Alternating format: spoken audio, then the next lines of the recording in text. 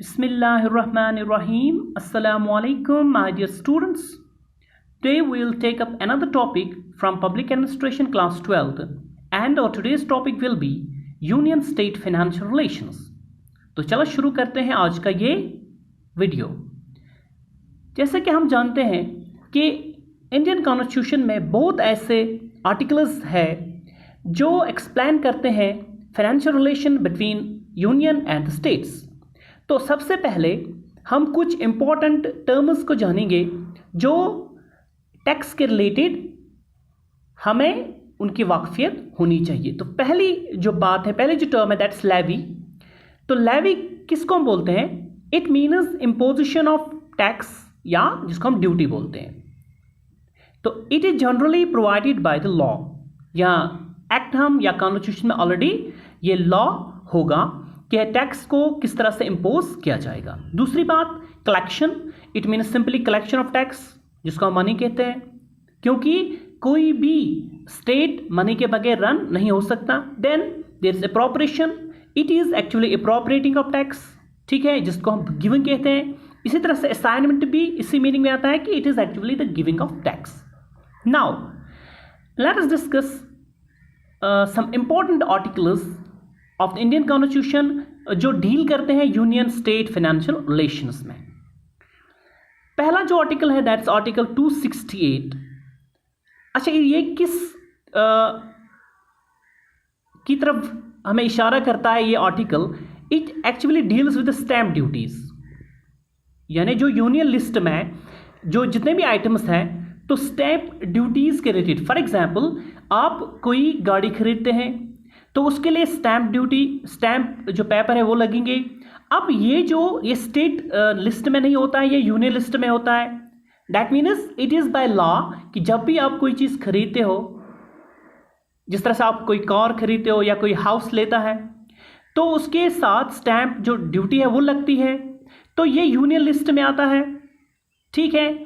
अब ये जो आर्टिकल 268 है, ये किसी एक लॉ है कि जब भी आप कोई चीज़ खरीदते हो तो आपको स्टैंप लगेंगे, तो यूनियन लिस्ट में आएगा। तो यहाँ पर जो टैक्स अब लीव इम्पोज कौन करेगा? ये यूनियन करता है, ठीक। लेकिन आप दिल्ली में या सेंट्रल गवर्नमेंट से कोई चीज़ नहीं खरीदते, आप स्टेट JNK में कोई चीज़ खरीद रहे हो, कोई कार खरीद रहे हो, तो यहाँ क्या होगा कि टैक्स जो है ये लीव सेंटर करता है, लेकिन इसको जो कलेक्ट और अप्रोप्रिएशन की बात है वो स्टेट्स के जिम्मा होती है, जहां पर ये बिजनेस डील होती है, ठीक। इसी तरह से आर्टिकल 269, ये किसकी तरफ डीलिंग इसकी होती है? It deals with the inter state consignment of goods, ठीक है, यानी जब एक स्टेट से दूसरी स्टेट में कोई चीज जाएगी दैट इज कंसाइनमेंट, ठीक। तो उनसे जो रिलेटेड आर्टिकल है दैट इज आर्टिकल 269। अब इसकी एक एग्जाम्पल है। फॉर एग्जाम्पल, अगर तमिलनाडु में कोई जो व्हीकल कंपनी है वहाँ से फिर किसी स्टेट में कोई व्हीकल जाएगी, फिर वहाँ से कोई आदमी उसे खरीदेगा, तो रिसिप्ट जो है वो दूसरी तरफ चली जाएगी, उस कंज्यूमर की तरफ चली जाएगी। तो इस तरह से जो कंसाइनमेंट होगा, रिसिप्ट ट्रांसफर होगा उस आर्टिकल के थ्रू। तो यहाँ पर इसमें भी टैक्स लगेगा।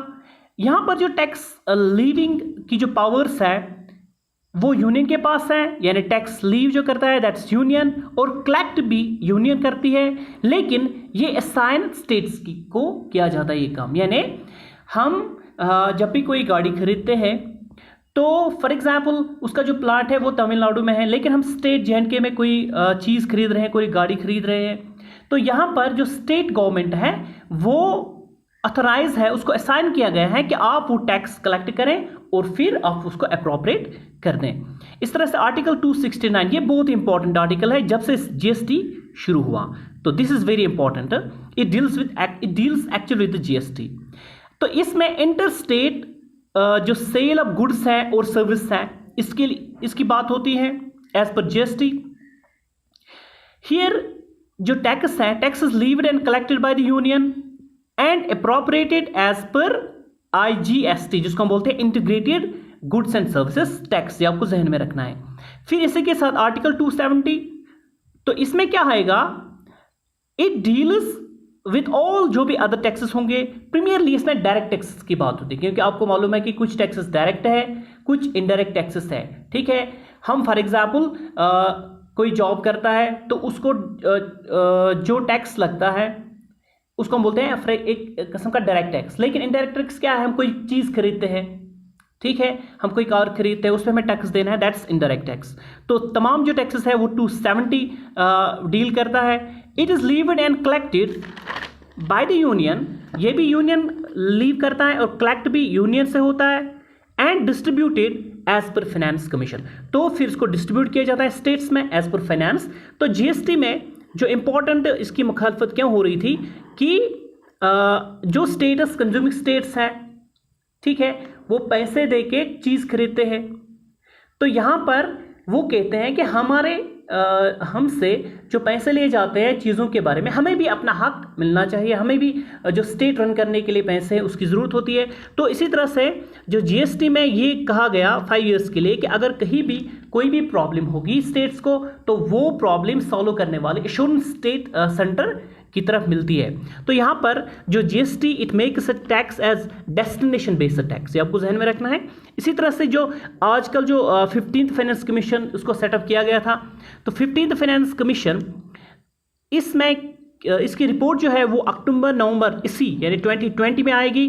तो उसके बाद इसी के यानी 15th फाइनेंस कमीशन के थ्रू ही स्टेट्स को अप्रोप्रिएट किया जाएगा अपना अपना जो हिस्सा है जीएसटी में। So thank you so much for watching today's video. Hope you liked it and subscribe my channel. Thank you.